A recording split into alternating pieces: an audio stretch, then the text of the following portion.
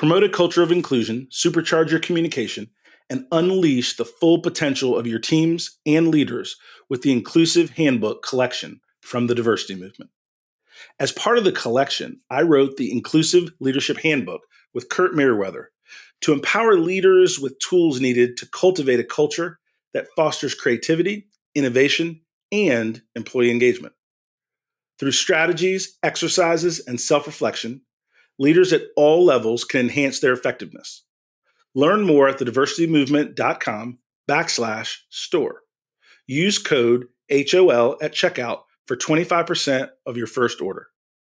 DEI budgets are under attack, but the goals haven't changed. Whether you're looking to increase your DEI knowledge, expand your market reach, or gain a competitive advantage in business, we have the solution. TDM Library is your single source for expert-curated DEI resources, strategies, and solutions, all designed to help you transform your workplace culture and be a more effective contributor. For $9.99 per month, you get access to our searchable subscription-based digital library. There, you'll find articles, practical how-to guidebooks, podcasts, award-winning microvideos, and more than 700 Q&As, designed to help DEI practitioners, thought leaders, and executives create a more inclusive workplace. Whether you prefer to listen, watch, or read, we have the resources for you. TDM Library goes beyond the basics to dive deep into topics such as inclusive language, the business case for DEI, talent acquisition, and C-suite engagement. For less than the price of a sandwich, you get access to our library of more than 1,000 pieces of original, expert-curated DEI content. Join today and get your first 30 days free. Get your library card now at tdmlibrary.thediversitymovement.com.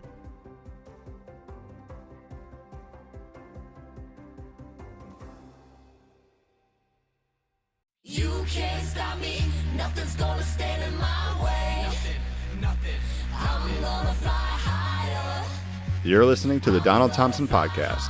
I'm Jason Gillikin, CEO and executive producer at Earfluence, which produces this podcast. And today, we're going to share something that's a little different. Just about every day, Don gets asked for coffee or a virtual coffee from rising entrepreneurs so they can ask him advice on how to grow their companies or if their ideas have value. And even though he has no time for it, he quite often says yes.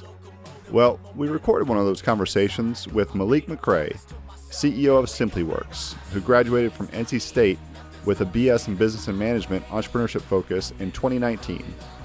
Malik's business is off and running, and he has some great questions for Don on how to take the next step in growth. Here's your host, Donald Thompson.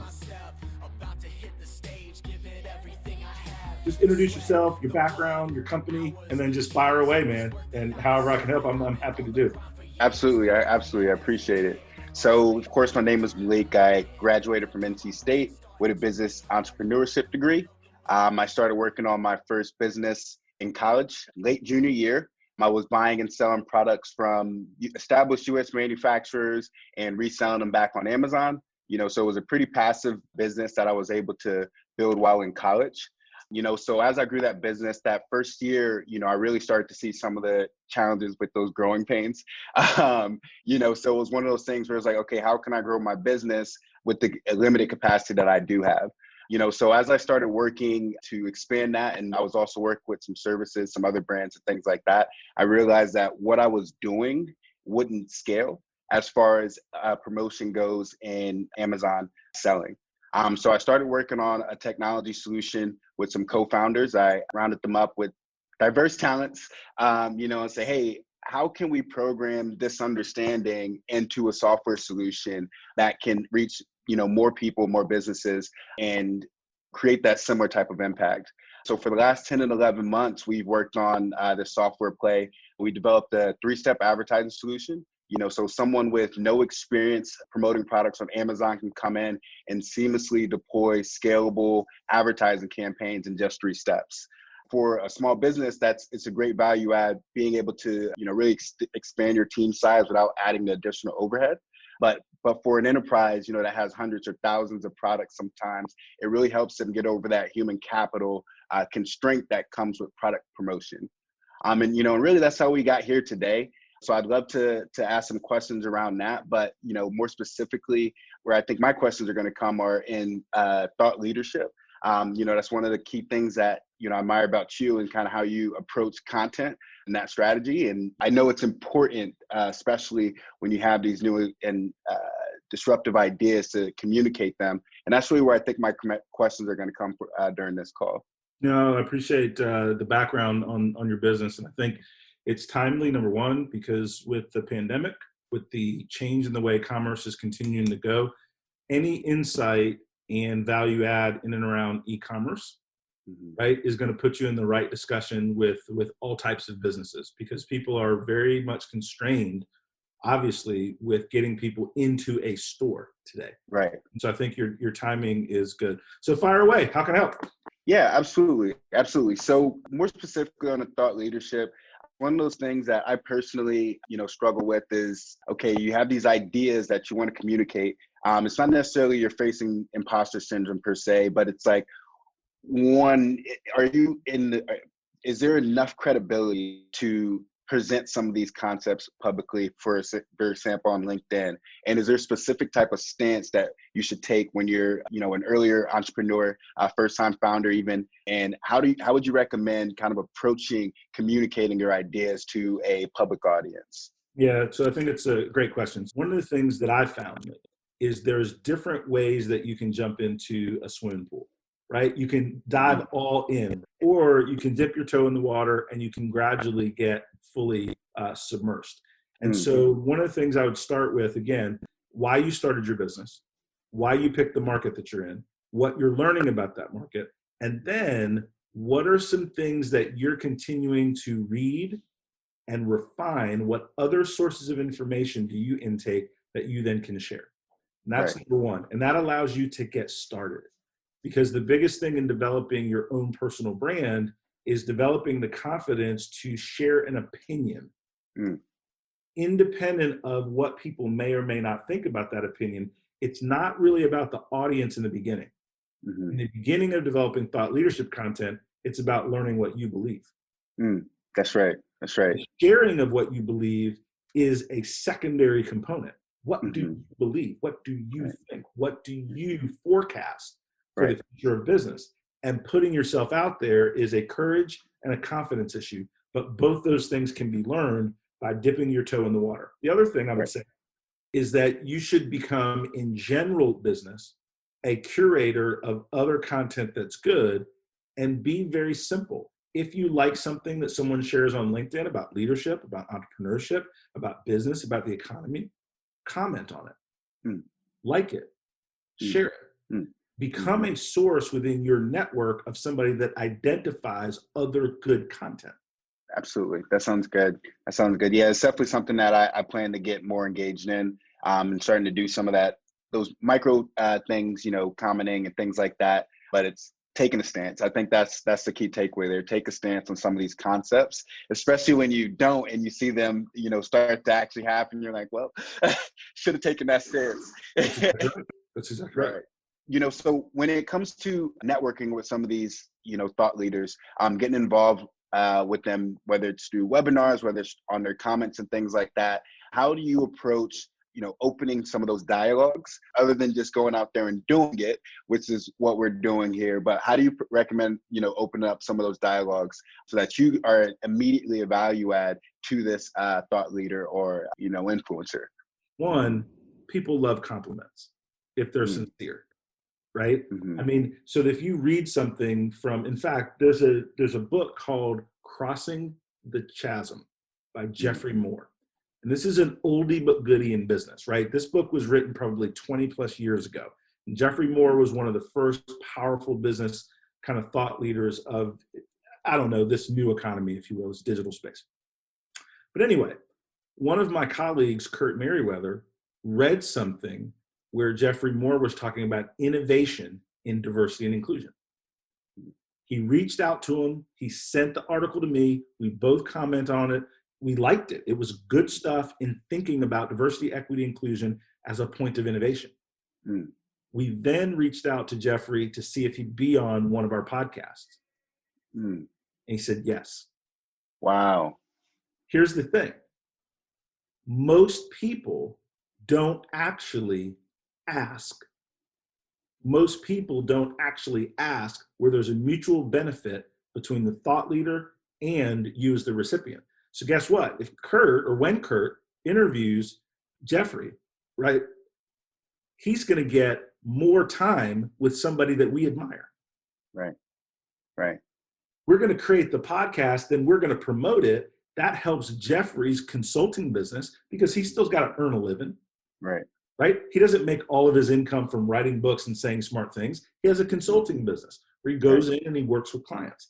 And so if through our promotion engine, we promote what he does, we're both having a win-win situation and there's value to that. Right? Now, if we didn't ask, if Kurt didn't ask if he'd be willing to engage with us deeper, we would have never known.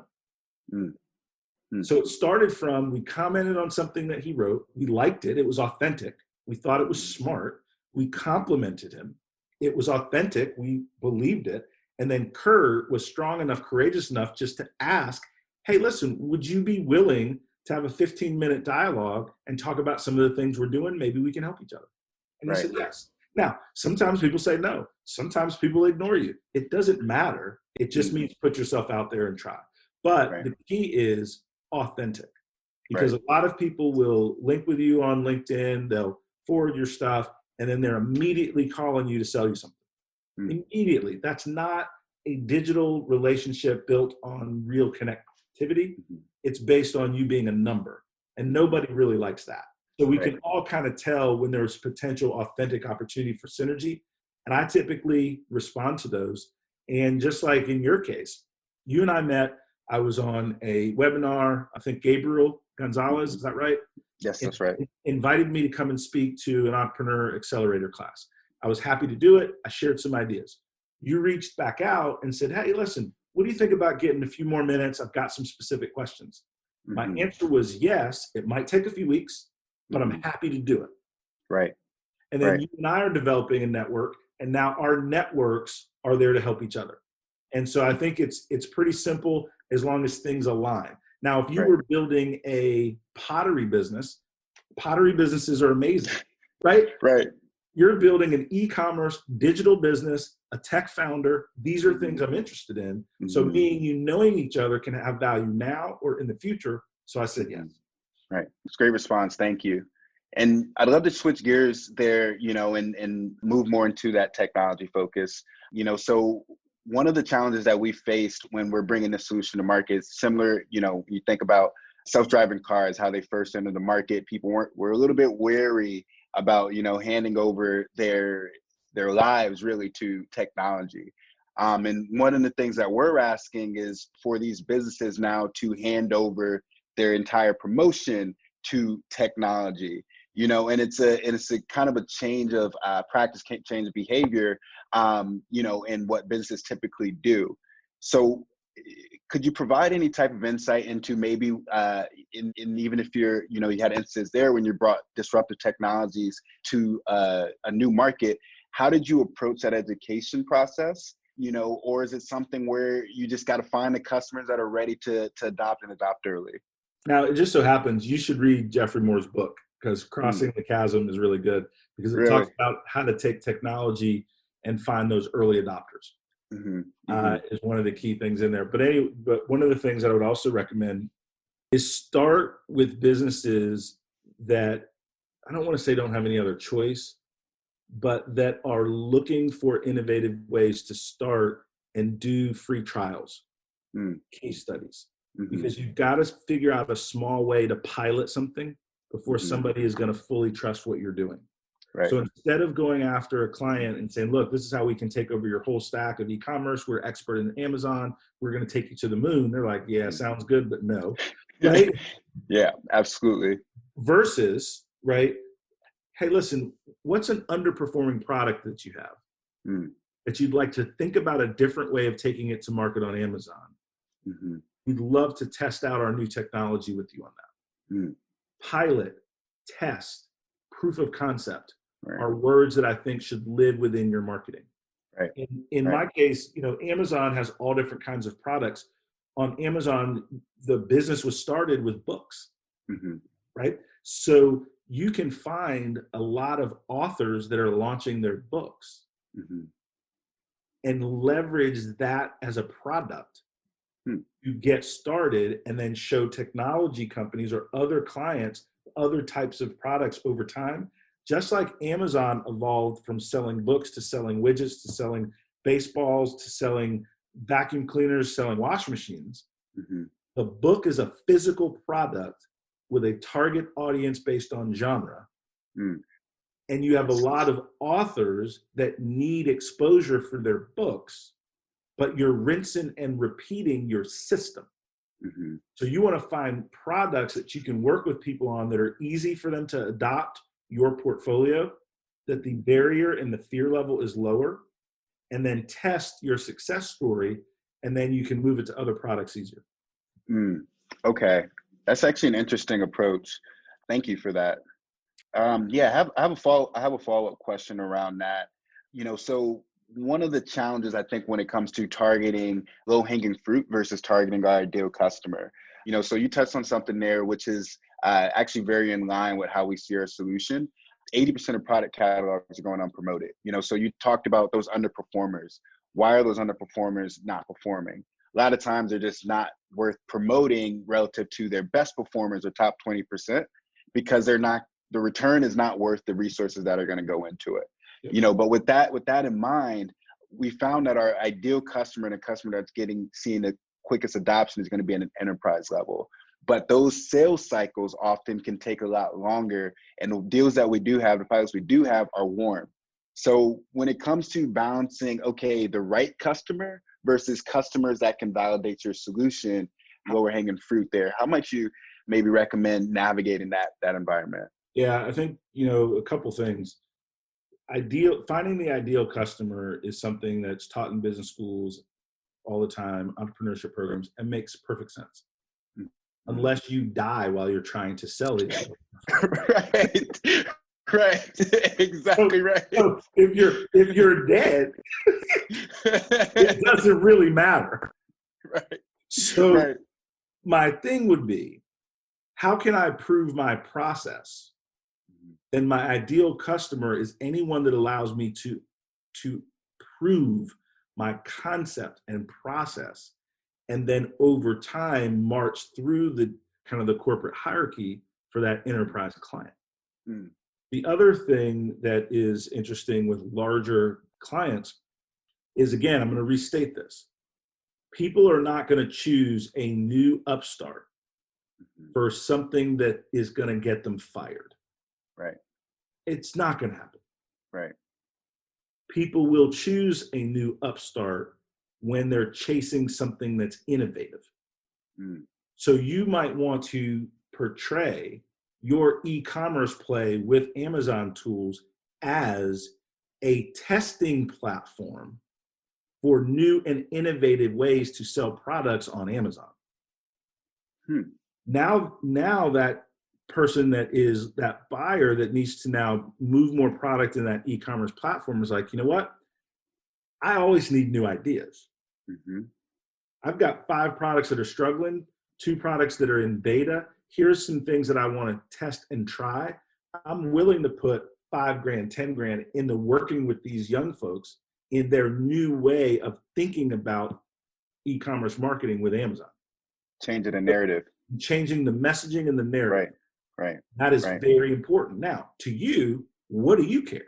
What do you care if you're a testing platform or a pilot platform if your ideal customer is now bringing you into the fold?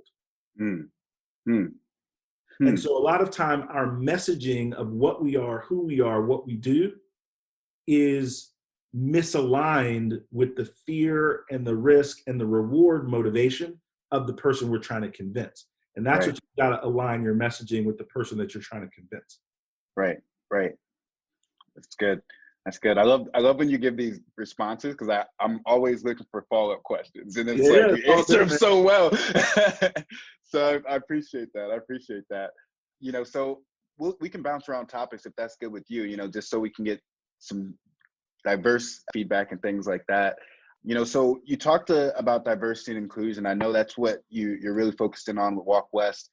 So how do you see that I guess that mission changing, not necessarily with Walk West, but on a national scale and even a global scale over the next 2 to 3 years? When you see the protests, the Black Lives Matter protests, you're starting to see a lot of these new movements coming up. How do you see things changing over the next few years regarding the public perception over minorities and different groups like that? Is there anything that's very macro that you see changing? Yeah, so let's look at it from a business lens versus just a social lens. So Okay. the CEOs that I'm talking to want to understand how to incorporate diversity, equity, and inclusion into their talent acquisition programming. CEOs that I'm talking to want to understand how to create diversity, equity, inclusion programming into their marketing and messaging programming. Because the demographics of the United States are changing. And that doesn't matter whether you're a Democrat or Republican. That's just Right. fact. Right. If the demographics of a nation are changing and you're doing business in that nation, then you have to have a multicultural language skill set that is not there today in many companies. So companies are looking for people that can link the emotive and the economic drivers around DEI. So what I see in the future is that those that can incorporate diversity, equity, inclusion as a part of their brand mix, as a part of the D&I of how they do business, are going to align with what people call the triple bottom line, right? And that triple bottom line has to do with social, right, environmental, and financial, right? So that full sustainability of an organization is real. Right. And so therefore that trend is what some people ask me all the time, is DEI going to be a fad? And I said, well, let's not think about it like that. Let's think about generationally, do Generation Z people want employers who are socially conscious and fiscally conscious and environmentally conscious? The answer is yes. Therefore, because DEI is a part of that, it's not going to be a fad. What is loudest are the people in power currently that are resisting a change to the future. Do you remember when people thought that rap music was going to be a fad? I do. Now it's 60% of all music consumed.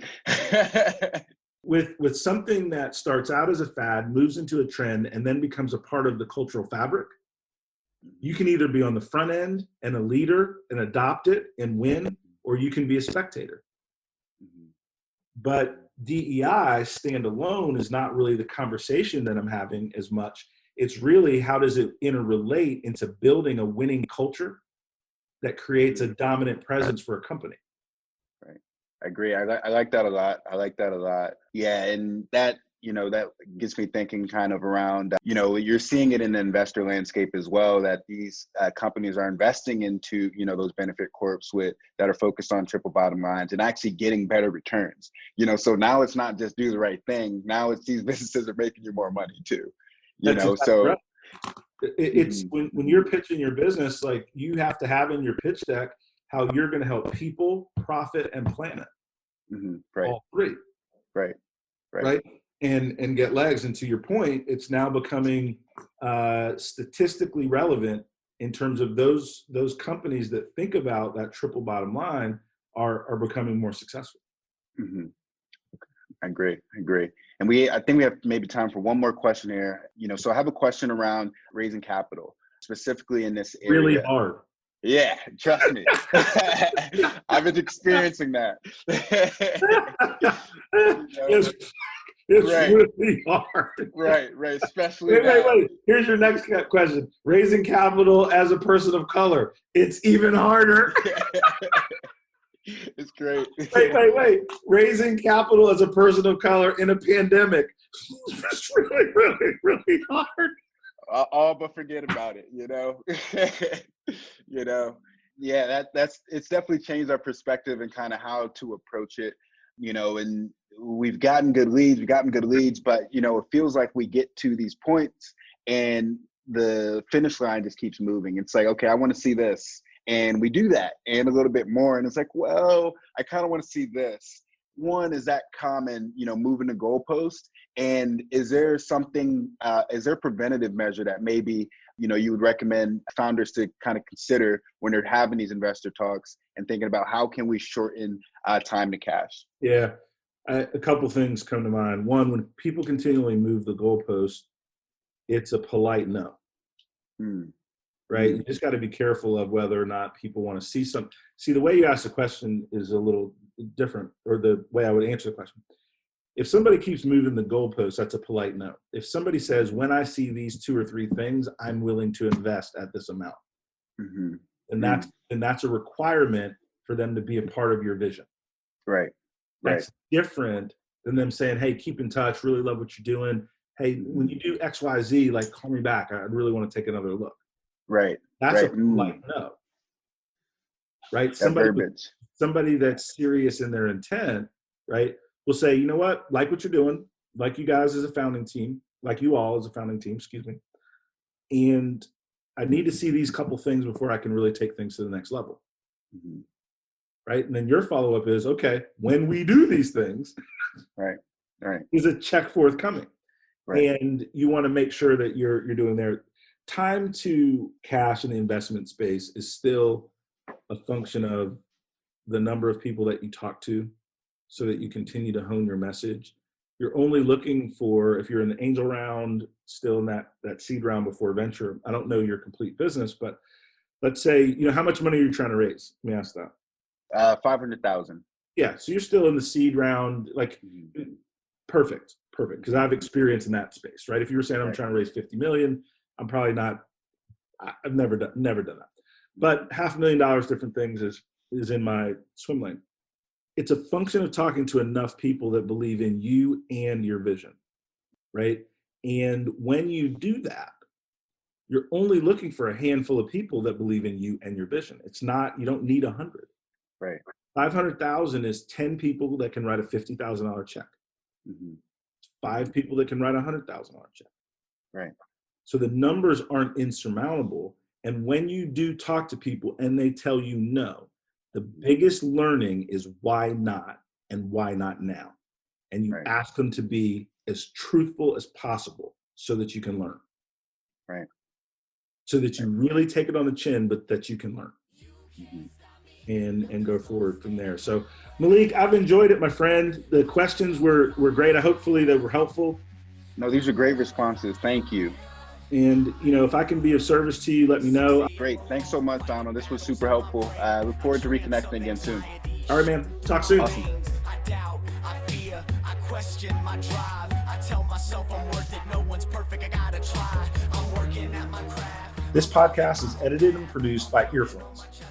If you're looking for more information on how full-service podcast production can amplify your voice, build your community, visit earfluence.com. Thank you for listening, and we'll see you soon on the Donald Thompson Podcast.